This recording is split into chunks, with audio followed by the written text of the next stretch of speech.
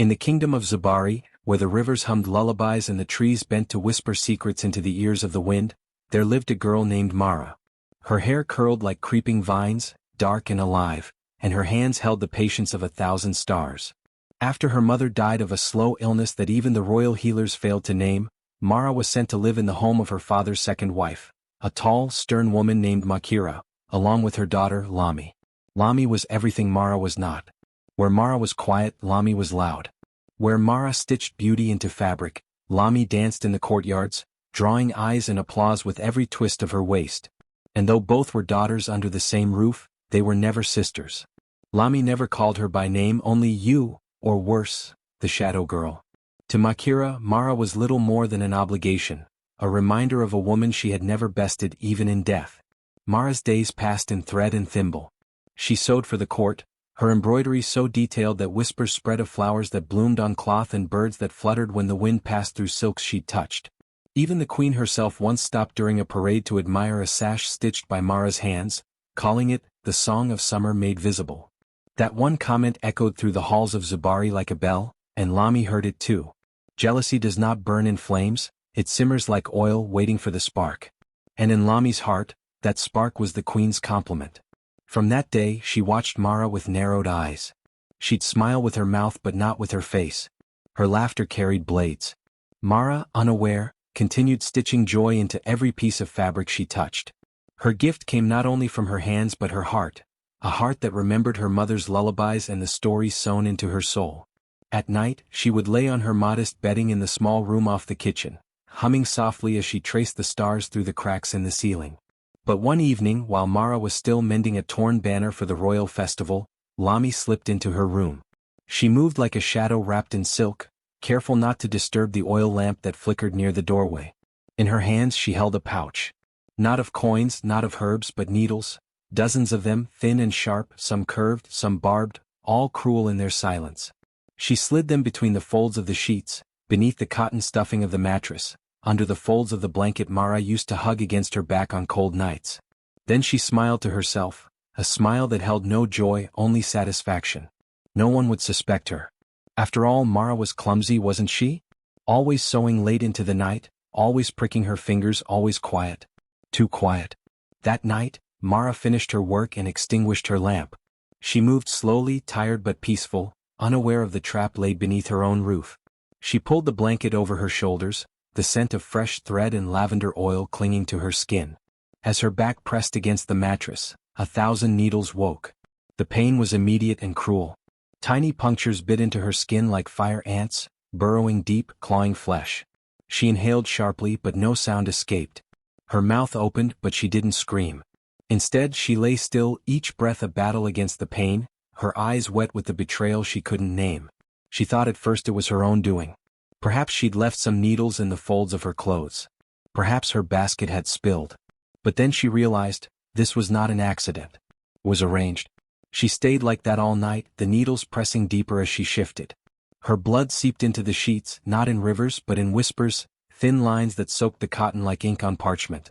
Yet she didn't cry out. She didn't wake the house. She didn't call for help. She simply endured. By morning, her back was a garden of wounds and her legs trembled as she stood. The pain etched itself into her bones but she said nothing. Not to the cook who passed her by. Not to the guards at the gate. Not even to Lami, who greeted her with a smile as sweet as poisoned fruit. She stripped the bedding in silence, her fingers trembling as she picked out each needle. Some were still slick with blood. She placed them in a small clay bowl, set it by the hearth and covered it with a cloth. She never asked whose hands had betrayed her. She already knew. Days passed and Mara continued her sewing. The wounds healed slowly but the memory did not fade. Her embroidery changed. The flowers she stitched began to twist in strange shapes. The birds she wove seemed to cry. The queen, noticing, asked what had changed. Nothing, Mara replied, her voice as soft as her thread. But some beauty must bleed before it blooms. That night, as the wind howled over the rooftops of Zubari, something stirred in the palace walls.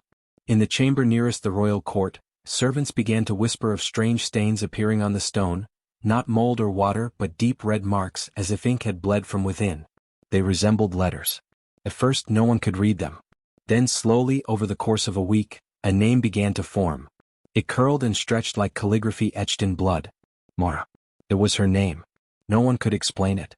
No one knew how it was possible. Priests were summoned. Scholars traced the stone with trembling fingers. The queen ordered the wall scrubbed, but the name returned each morning. One night, a guard claimed to see blood leaking from the letters. Another swore he heard stitching, the rhythmic hypnotic tug of needle through cloth. Lami grew restless. Her skin crawled when she passed the wall. She began to snap at servants, avoid mirrors, and wake screaming from dreams where the bedding bled. Makira tried to dismiss it all as nonsense, but even she began to fear. Mara said nothing. She stitched and stitched. The rumors spread beyond the palace. In the markets, people whispered of a girl whose pain had written itself into stone. Some claimed she was a witch. Others called her a saint. Children played games where they pretended to stitch names into the air. Old women clutched their shawls tighter at night. The queen summoned Mara, finally wanting to end the unrest. "What did you do?" she demanded, glaring down from her carved ivory throne. "Why does your name haunt this place?" Mara looked up. Her back was straight despite the wounds beneath her dress. She didn't cry. She didn't plead. Her eyes were calm, too calm. "I bled," she said. "That is all." The queen faltered. In that moment, everyone in the chamber, nobles, guards, even Lami, understood. The name in the wall was not a curse. It was a truth. A wound so deep the palace itself could not ignore it. Blood had memory. And the walls had listened. Mara was not punished. She was not banished. For once, silence held more power than any sword. She returned to her room that evening, not as a servant, but as someone seen. Her needles sang again, but this time, they stitched her story into banners, dresses, and pillowcases that would be passed down for generations. The bowl of bloody needles remained hidden in the hearth. It never rusted. No one dared touch it. And in the kingdom of Zabari from that day forward, every child learned to treat needles with care, not because they were sharp but because they remembered pain. And pain, when unspoken, sometimes wrote names into stone. The morning sun rose sluggishly over the kingdom of Zabari, its light barely warming the tiled floors of the servants' quarters where Mara lay curled in pain. Her body trembled violently from fever, each shiver sending a ripple of agony across her back where dozens of tiny wounds pulsed with infection. The needles her stepsister had hidden in her bedding had done more than tear into her flesh. They had marked her with a silence deeper than words. Still Mara rose. With trembling hands she poured water from the clay jug, washing her face and dabbing at her wounds with a damp cloth. Her blood had soaked through the thin nightdress, now discarded and burned by one of the older servants who had found it too cursed to keep. She said nothing, only gave Mara a new shift and a long glance filled with a kind of helpless sorrow. No one would report what had happened. Pain like this had no place in a palace ruled by appearances. Mara dressed slowly. Each movement brought a fresh stab of pain, yet she pressed her lips together and moved quietly into the day. The head servant barked orders and Mara obeyed. She swept corridors, polished banisters, dusted tapestries, and collected mending for her needlework. Though her fingers trembled so badly, the stitches were not as fine as usual. That afternoon, while folding laundry in the sewing room, Mara spotted something strange. A strand of red thread, too vibrant to have come from any royal garment, lay curled on the edge of the table. She didn't remember sewing with anything like it. Curiously, she reached out and touched it. The thread quivered under her finger like it had a heartbeat.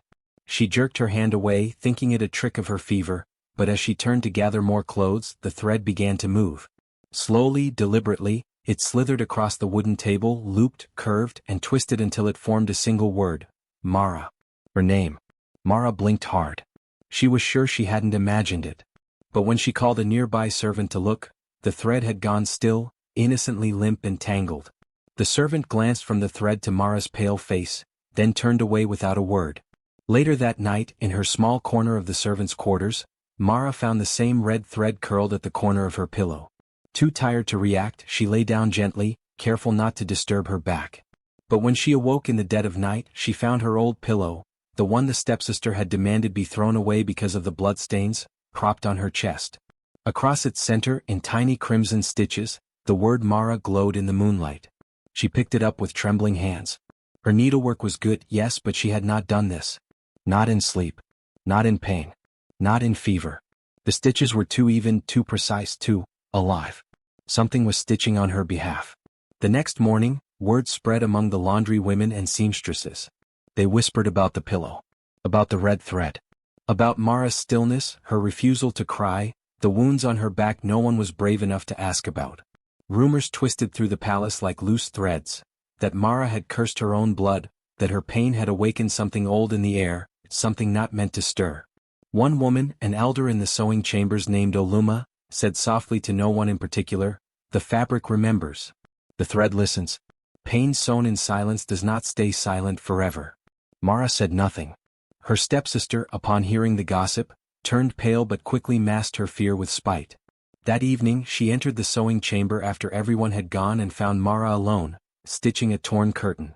With slow, deliberate movements, the stepsister reached into her pockets and pulled out a handful of needles. Long, sharp, polished to glint like teeth. Without a word, she scattered them across the cushion Mara would sleep on. Mara saw. She met her stepsister's gaze and didn't flinch. Her silence was no longer fear, it had become something else. Something the stepsister couldn't name. That night, when Mara went to lie down, she didn't remove the needles. Instead she lay on them. Each one bit into her back like a whisper of betrayal, but she stayed still. She closed her eyes and let her blood do what it had learned to do, speak. The room grew thick with air, like something ancient had entered. Threads left behind in baskets began to lift on their own, winding together like snakes.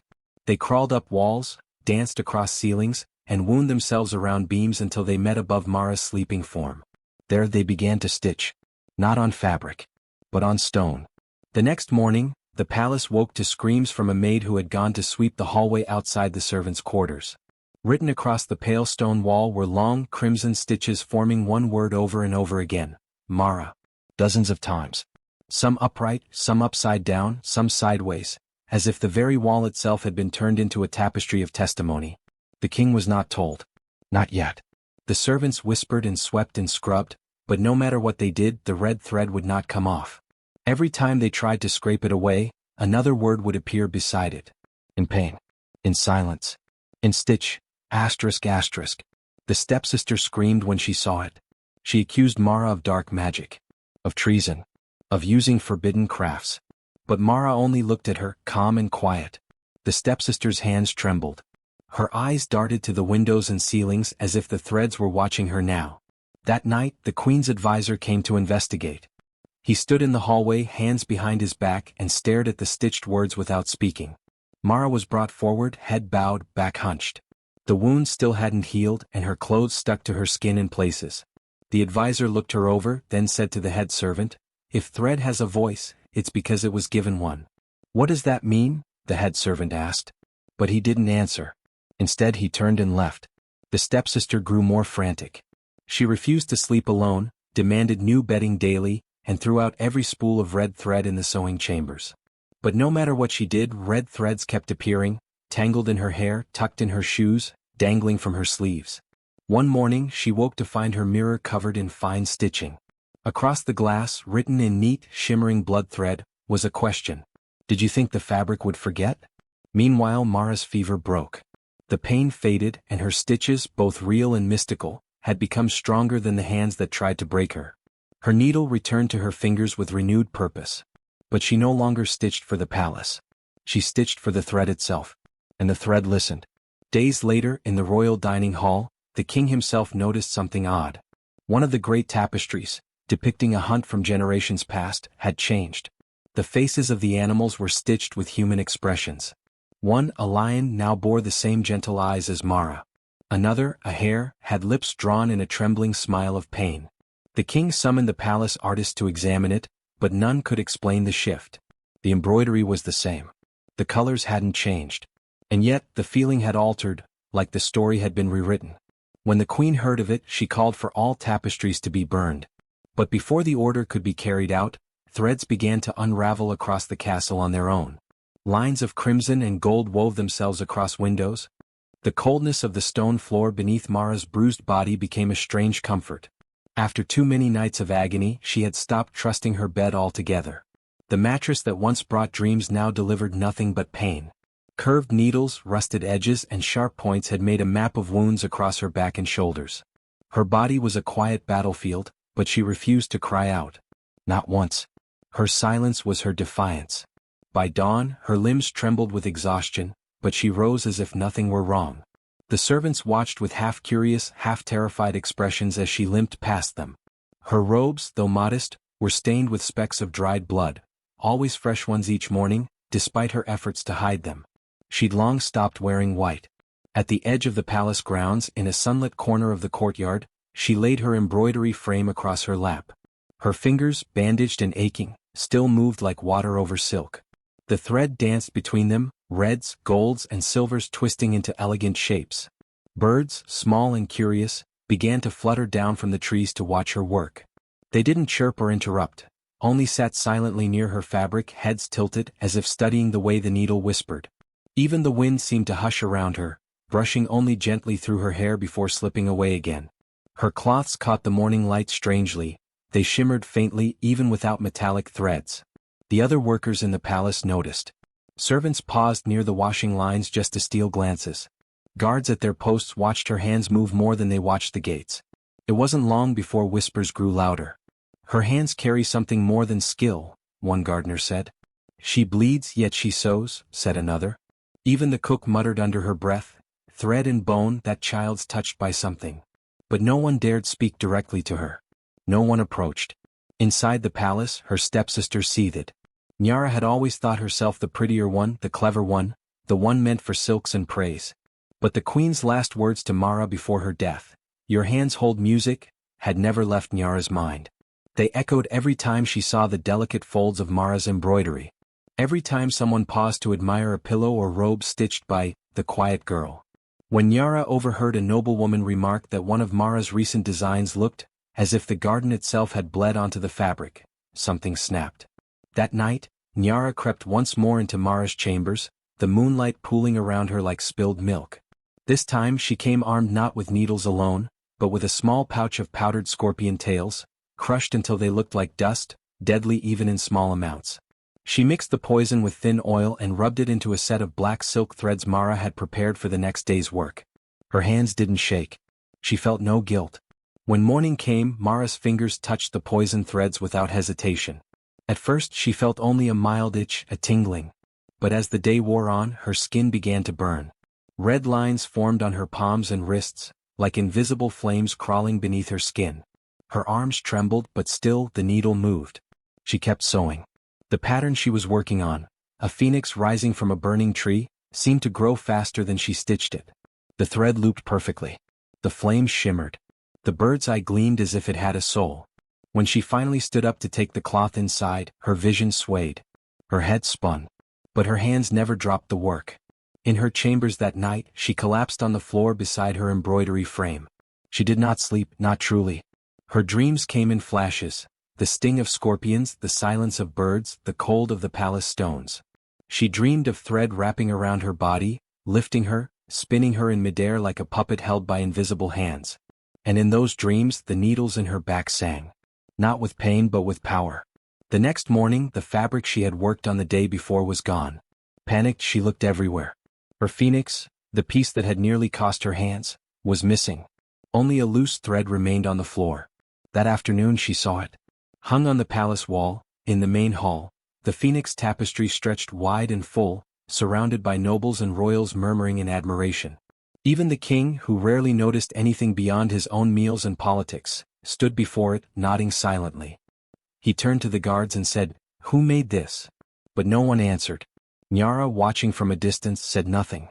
She knew better than to claim it. Everyone had already guessed the truth. Mara stood at the edge of the hall, hiding behind a stone pillar, her hands wrapped in fresh cloth. She didn't care for praise. She didn't even care to be noticed. She only watched the phoenix, and for the first time it seemed to look back. But that night, Nyara was not finished. She returned to the chamber once more, this time carrying dozens of needles. Long ones, short ones, curved like talons, some already rusted. She stitched them into the seams of Mara's thin blankets, into the folds of her robes, even beneath the soles of her slippers. She wanted to break her completely. And yet, when Mara rose the next morning, her feet pierced, her hands burning, she picked up a new cloth and began to sew again. This time she embroidered a garden with hidden thorns.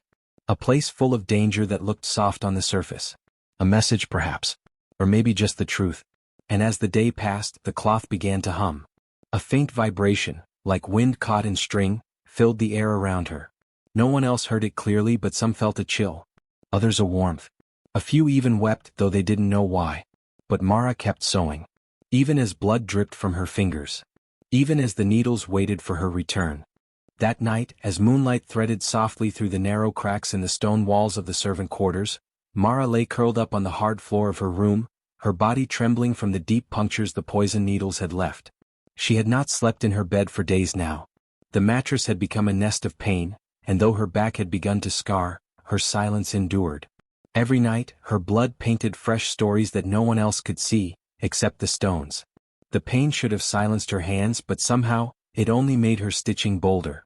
Her embroidery became fevered and strange, no longer delicate birds and flowers, but swirling patterns that seemed to move on their own. The edges of her cloth shimmered in the firelight, and sometimes she would stop and swear the threads were singing back to her. That same night, the blood from her back soaked through the thin cloth of her tunic and slid across the dusty floor, seeping through the cracks between the wooden slats beneath her. The palace had been built centuries ago, layer upon layer of stone and wood and forgotten passageways.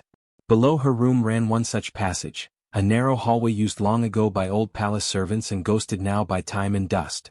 As the blood reached the stones of the lower hallway, it pooled silently and then vanished, absorbed as if the floor had drunk it eagerly. No one saw it. No one noticed the air shift slightly or the soft echo that traveled through the passage like a breath held too long. By morning something had changed. The first to notice were the cats. Palace cats, known for their skittish independence, began to sit unmoving near the northern wall. Their heads tilted at strange angles as if listening. Then came the whispers. At first they were faint, like fabric brushing against fabric, or perhaps a distant cough. But they grew stronger with each passing day. Old Ndugu, the candle-keeper who cleaned the hallways before dawn, dropped his lantern when he heard a voice call his name from the wall. He swore to the cook that it had sounded like a girl whispering in pain, but when he pressed his ear to the stones, he could only hear a soft humming, gentle, rhythmic, and oddly warm. That night, the hum moved from wall to wall as though following a silent heartbeat. Word spread quickly among the staff. Servants avoided that hallway now, muttering prayers under their breath. The wall near Mara's room began to feel warmer than the rest of the palace. When one servant leaned too close, she leapt back, claiming the wall had whispered the word needle in her ear. But still no one dared speak of Mara. The fear of witchcraft was too strong. To mention her name in connection with these strange happenings could lead to accusations, punishments, or worse, execution. And yet everyone knew. The silence around her became dense, like fog clinging to every hallway she passed. Where Mara walked, people stepped aside. Not out of cruelty now, but dread. In her own quiet world, Mara felt it too. She began waking with the knowledge of things she hadn't seen. Once, she dreamt of a corridor lined with dusty candles, and the next morning, that very hallway was found fully lit. Another night, she stitched a pattern into her cloth of curling vines, and by noon the next day, ivy began creeping through cracks in the kitchen wall, growing at impossible speed. The thread had become something more. Her blood had made it so. She no longer used fresh thread from the baskets. Instead, she gathered the fallen pieces, the ones that had touched her skin or soaked in her wounds. These, she said, remembered better. Each night, as she stitched, she whispered stories to the thread, about her mother, about her laughter, about how the moon looked the night she was last hugged. And when she sewed those stories into cloth, something in the world listened. The walls began to echo. Not loudly, just enough that a servant would freeze mid-step and say, "Did you hear that?" And others would shake their heads, pretending they hadn't. The humming wasn't constant, it came in pulses like breathing. At times it sounded like a lullaby, at others like a girl crying softly. Occasionally a word would rise through it all: pain, needle, thread. In the royal dining hall, a plate cracked during supper. No one touched it, yet it split clean down the middle as the prince lifted his fork. The queen, unnerved, ordered it thrown out and replaced. But the next morning, every new plate brought in had a single crack, small, curved, as though carved deliberately. By now the palace felt haunted, though no one dared call it that. Some suggested the old stones were reacting to the shifting seasons. Others claimed a curse had returned from the forest. A few, braver than most, whispered of the girl who bled in silence and stitched with haunted thread. The girl who smiled with her hands, not her face. The stepsister Tula was not silent. When she heard that the walls were humming, she laughed too loudly. She mocked the servants, calling them fools for believing in ghost threads and blood magic. But in secret, her fury deepened. She watched Mara from behind doors, jealous rage flaring in her eyes. Her tricks had failed. Even pain had not dulled Mara's brilliance. Her embroidery, once beautiful, now glowed with something more. Even a handkerchief sewn by Mara carried warmth in winter. A towel stitched with her thread stayed damp no matter how long it dried, like it missed her touch. Tula tried again. One afternoon she took an old pillow from Mara's storage chest and replaced the stuffing with thorngrass and bits of crushed glass. But when she returned later that night to see if it had worked, the pillow was gone. In its place was a single strand of red thread, twisted into a perfect loop, resting atop her bed like a warning. She slept poorly that night, and when she awoke, her mirror had fogged from within. Written in the mist were the words, "She will not be broken." The queen's heels clicked softly against the polished marble as she moved through the royal corridor, her mind wrapped in thoughts of trade meetings and court affairs. But then she stopped. Something had caught her eye. There, just along the base of the stone wall, a curious line of red shimmered against the pale floor. Bending down, her fingers brushed it. Thread. Not paint. Not ink. Thread. And it had been stitched, as though the very stone had somehow become fabric. Her breath caught as her eyes traced the word, Mara. The name seemed to pulse beneath her fingertips. She stood quickly and called for her closest attendants. "Who did this?" she demanded. The servants exchanged nervous glances. The oldest among them, a woman who had served since the queen's own girlhood, bowed her head. "My queen, we do not know." Zelira narrowed her eyes. "Then find out. Search the palace. Every servant, every girl named Mara, bring them to me." But as the queen turned, her thoughts became troubled. Mara. The name stirred something faint, a memory? A face? She could not place it. Later that evening, Mara's embroidery was brought before her. It was a shawl, stitched with vines and small birds, so fine that even the feathers on their wings looked soft to the eye. Zelira ran her palm across it. Warmth.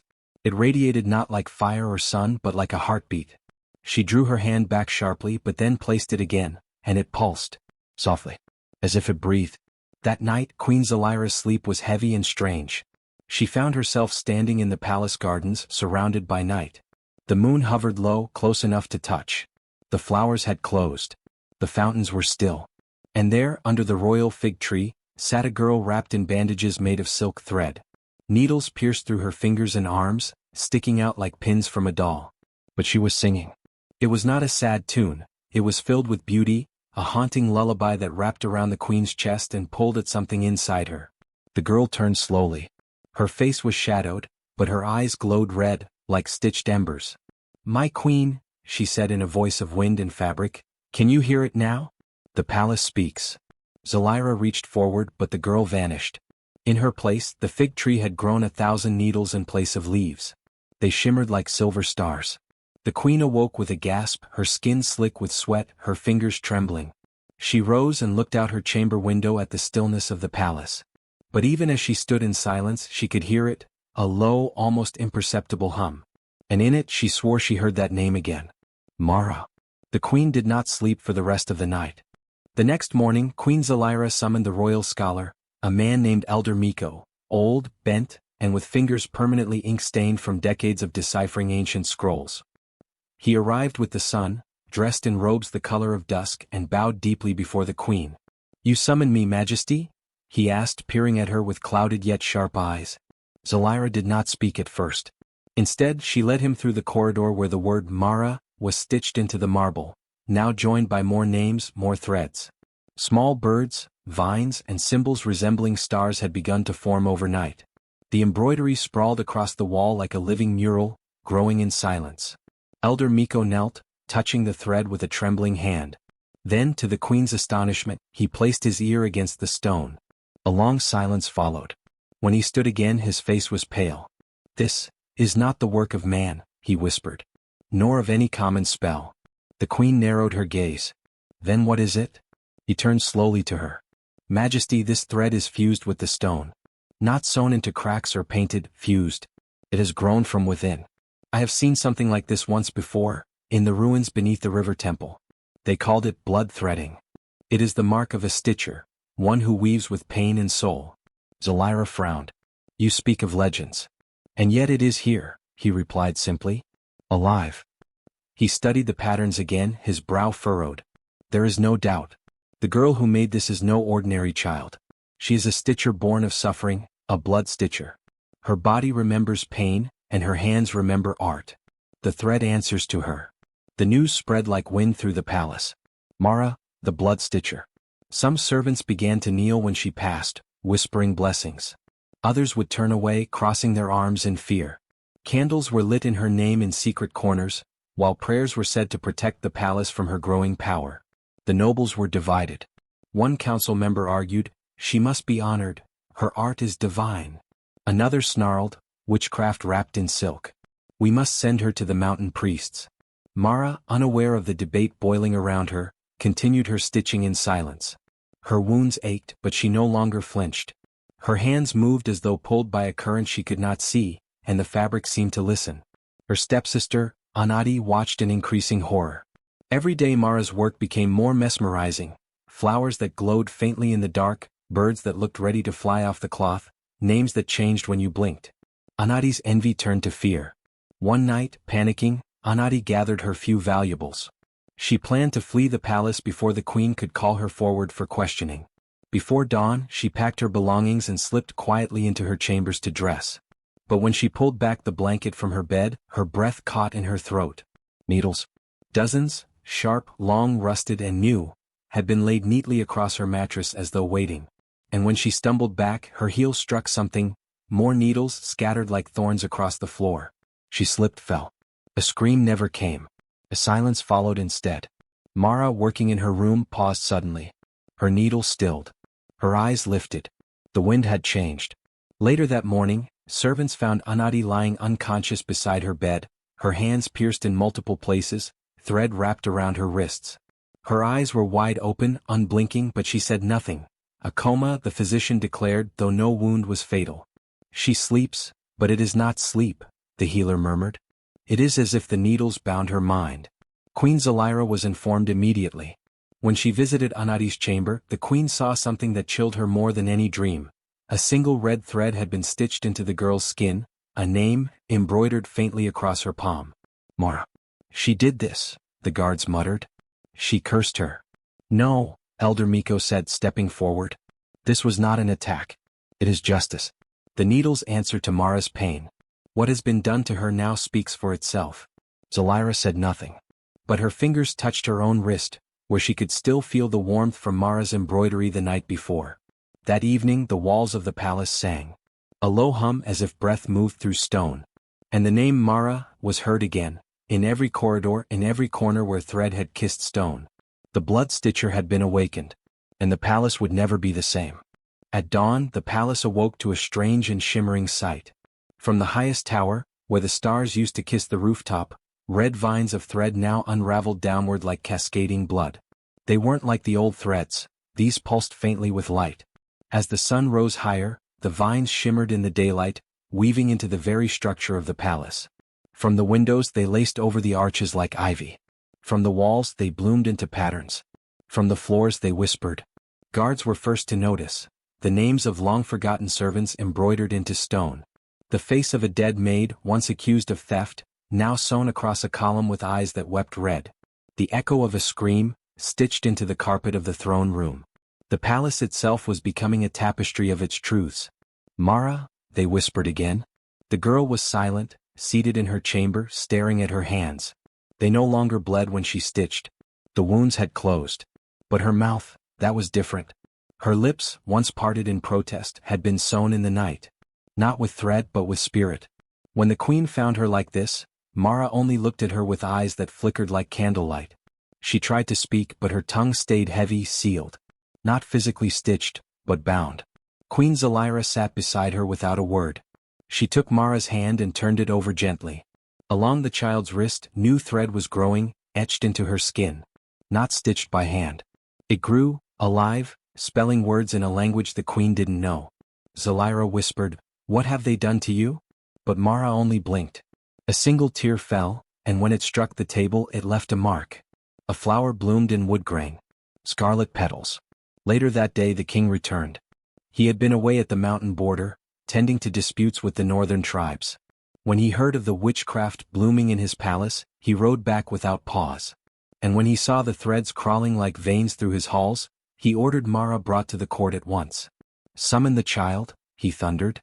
"Let her speak for her sorcery." The queen stood still beside her throne. "She cannot speak, my king?" "Then write. Let her write." But when they placed a parchment before Mara, her fingers hovered, trembling, and then stopped. The ink refused her. Every stroke vanished before it could settle. And the thread on her wrist twisted tighter. "She is cursed," one minister hissed. "The gods have sealed her tongue." "No," said Elder Miko, who had remained in the palace. "She has become the thread itself. Language cannot contain her any more." "Then she is dangerous," snapped the king. "A weapon clothed in sorrow." The hall trembled slightly. A strand of red dropped from the ceiling, spinning downward like a spider's silk. It landed beside Mara's bare feet, glowing. "She is not our enemy," the queen said softly. "She is what we made her." That night something began to change. Wherever Mara had stitched in the past, scraps, curtains, worn tapestries, the thread began to unravel but not into ruin. Instead, golden light bled from the seams. The walls remembered. The palace remembered. The suffering once trapped in red was now flowering into something else. In the guest wing, the abandoned bedspread she'd once embroidered now shimmered with warmth. Names glowed from blankets. Songs, old lullabies, began to hum faintly from the threads. A servant walking past paused and swore she heard her mother's voice in the hallway. Another saw an image of her dead brother's smile flash across a stitched cushion. The curse, it seemed, was turning inward. It was stitching the pain backward, mending what had once been broken. And yet, not everyone saw it as healing. Some still called for Mara's banishment. "She's possessed," cried one of the king's closest advisors. "Look at what she's doing to the stone. To memory itself." "She is remaking the palace," countered the queen. "Not destroying it." But fear had taken hold. The king, torn between loyalty to his wife and fear for his kingdom's legacy, issued a decree. If she cannot speak, she must be watched. If she cannot answer, she must be caged. That night, guards surrounded Mara's chamber. But when they opened the door, she was gone. Only a thread remained, trailing out the window like a ribbon on wind. Panic swept the palace. Search parties scoured the towers. Servants whispered of flying embroidery and glowing stitches. The priests were summoned to bless the walls. The court demanded explanations. But Queen Zelira said nothing. She knew where Mara was. Down beneath the palace, through forgotten tunnels, lay the old sewing quarters, once used by palace maids a century ago, now sealed and unused. She descended alone, torch in hand. And there, in the dimness, she found her. Mara sat cross-legged on the floor, surrounded by thread. But not red. Gold. It poured from her hands like water, like light. It wrapped around old pillars and discarded looms. It crawled up the ceiling and turned cobwebs into chandeliers of shimmering memory. She turned to look at the queen. Zelira knelt. "They don't understand. But I do. You're not cursing this place. You're making it honest." Mara reached forward and placed a hand over the queen's chest. And suddenly, the queen saw. Not just the child before her. But every girl who had wept here. Every servant who had died with secrets. Every injustice brushed under royal silks. It all bloomed at once. The stitching of truth. It wasn't punishment. It was memory. It was healing. Tears ran down Zelira's cheeks. "Let me help you," she whispered. Mara nodded. And from the floor rose a single thread, golden, wrapping once around the queen's wrist. From that moment on, the queen did not speak of Mara as girl or orphan. She called her the weaver of wounds. And she swore, while the king feared and the ministers whispered, she would protect the girl who stitched pain into prophecy and rewove the soul of the palace.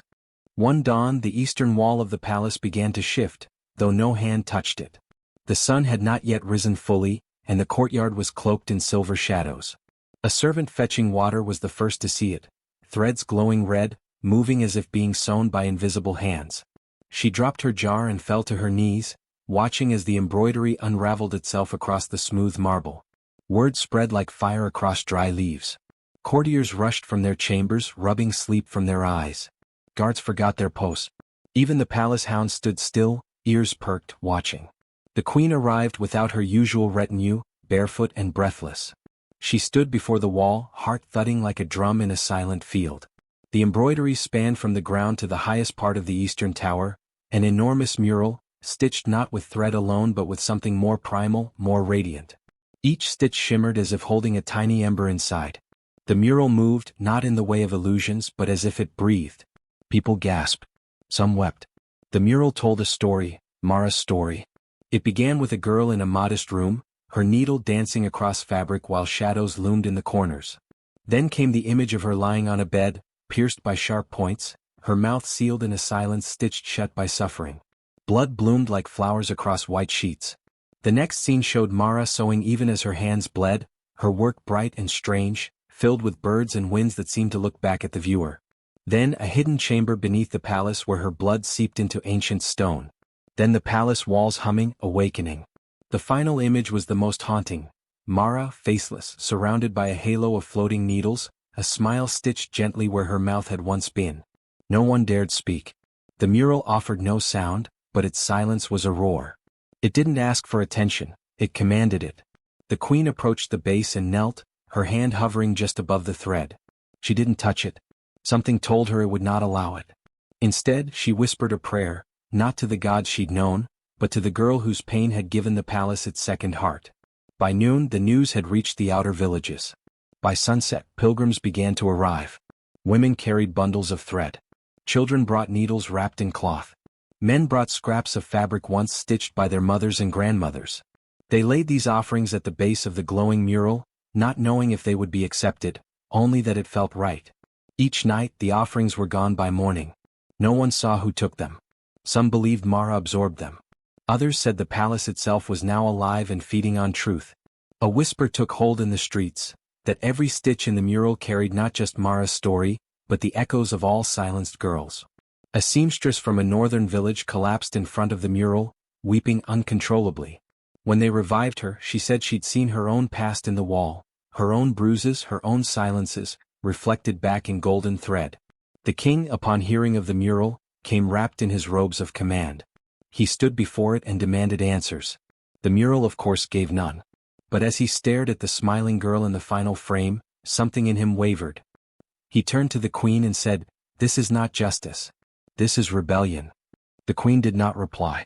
She simply turned back toward the mural and whispered again, but louder this time.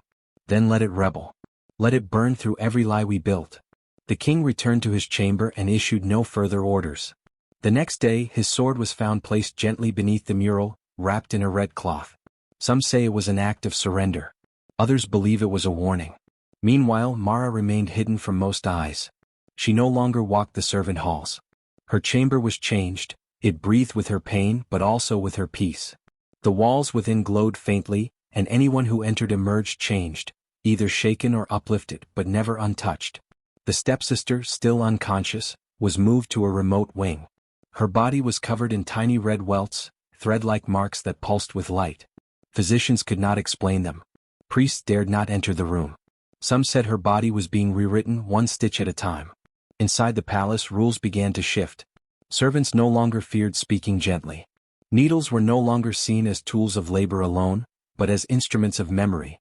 A new order began to form, silent but profound. Where once only the powerful spoke, now thread told the truths that voices could not. Children drew red lines on their walls and called them Mara's path. Girls whispered stories as they embroidered, believing the palace would hear. And it did. The air inside the walls grew warmer. The corridors no longer echoed emptily. The queen passed through each hallway and heard faint lullabies stitched into the wind. One evening, a young servant boy approached the mural with trembling hands. He had no thread, only a torn cloth from his mother's apron. He placed it down and whispered, "She was like Mara." The next morning the cloth had turned to gold thread and been woven into the mural, right at the point where Mara bled silently. The mural changed slowly over time. It added scenes without warning. One morning it showed a marketplace girl saving her sister. Another day, it showed a faceless man cutting his tongue, surrounded by fire. Every scene was stitched with the same red light, the blood memory of those who had been silenced. Historians came from distant cities. Some tried to document the mural, to draw it, to capture its magic. But when they looked away their notes faded. Their sketches vanished. It became clear, the mural did not want to be copied. It wanted only to be seen, to be remembered not on paper but in the living fabric of memory. The queen eventually decreed that no wall in the palace would be built without space for thread. She commanded that every child learn the art of embroidery, not as a craft but as a language. "We have punished joy too long," she said. "Let it now stitch itself into our bones." One day Mara emerged from her chamber. She walked slowly, her back still bearing faint marks from the needles of her past. The people fell silent as she passed. She carried no cloth.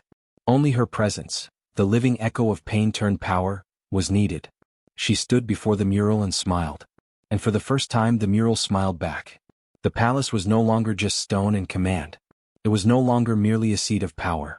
It had become something else, a place where truth was stitched in red, where suffering bloomed into song, and where silence, once forced, now roared like thunder through thread and light. And the people, every one of them knew, a new kingdom had begun, stitched not by kings or queens, but by the blood of a girl who never screamed. The morning Mara vanished was neither loud nor stormy. It was quiet, too quiet, as if the palace itself was holding its breath. Servants who passed her room found it open, the bed untouched, and the window fluttering softly in the breeze. No footprints. No sign of struggle. Only a single red thread lay across her pillow, curled like a sleeping snake. Word spread fast though no one shouted it. It passed from mouth to ear in whispers, as if speaking her name too loudly might undo whatever mystery had taken place. Some claimed they saw her walking toward the eastern wall, her hair flowing behind her like silk unraveling. One child said Mara paused, touched the mural that bore her life story, and simply disappeared into it, stitched into the stones by unseen hands.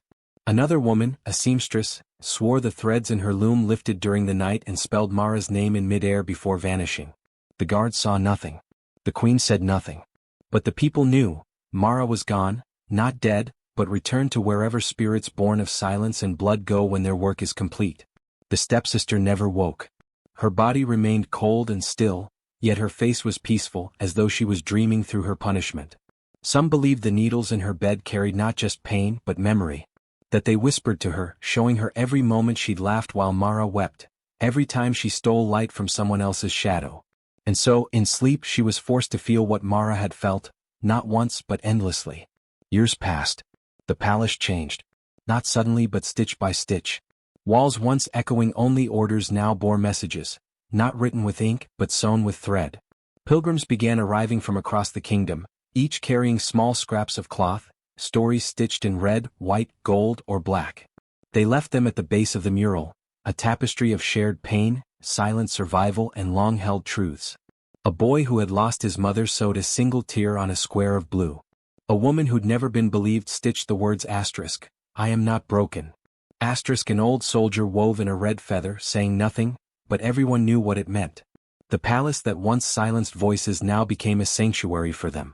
Even the king, older and grayer, began wearing robes with subtle red embroidery around the cuffs, not as decoration but remembrance. He no longer ordered murals removed or names forgotten. He attended the yearly ceremony in silence, bowing before the wall like the rest. The queen aged gracefully. Some say she still spoke to Mara at night, whispering near the wall when no one else was around. Others say the queen often found red thread in unexpected places, her comb, her mirror, her shoes, as if Mara was still sewing gently from beyond. Children born after Mara's disappearance knew her only through stories. But to them she was not a ghost. She was a guardian, the blood stitcher, the silent thread, the girl who sewed justice. They mimicked her tale in games, drawing needles with chalk and pretending to stitch invisible wrongs. In schools, every child, noble or not, learned embroidery not just for craft but for reflection. To sit, to listen, to create without words became a form of education, respect, and healing. Silence, once feared, was no longer mistaken for weakness. One old servant, who had once scrubbed floors with bent knees and hidden bruises, stitched her own story after decades of voicelessness. She held it to her chest before placing it at the wall. Her words, barely readable with shaking hands, said, asterisk, she heard me even when no one else did. Asterisk.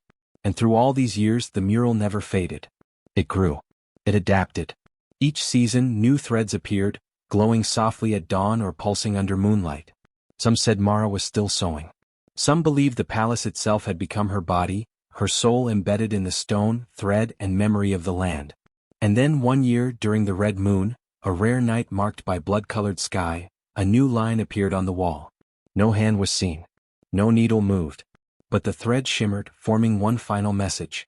Asterisk, her silence was not weakness, it was the thread that held the kingdom together. Asterisk. People wept when they read it. Not because it was beautiful, though it was, but because it was true. In a world that once crushed the quiet, Mara's stillness had rebuilt something no war, no king, no crown ever could, a kingdom that listened. And so, the girl who had once stitched behind doors, punished for being unseen, became the one thread that held them all. Not loud, not proud, but strong. Forever sewn into the heart of a kingdom reborn.